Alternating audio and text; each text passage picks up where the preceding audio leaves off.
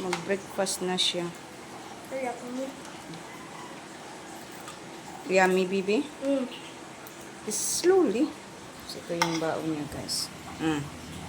Diba? With vegetables. Masarap yung gulay? Opo. Ha? So, kain siya ng vegetables. Kain siya ng gulay, guys. Kasi gusto ko na palagi siyang may gulay.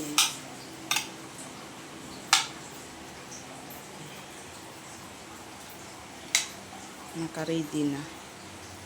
The time is 7:30.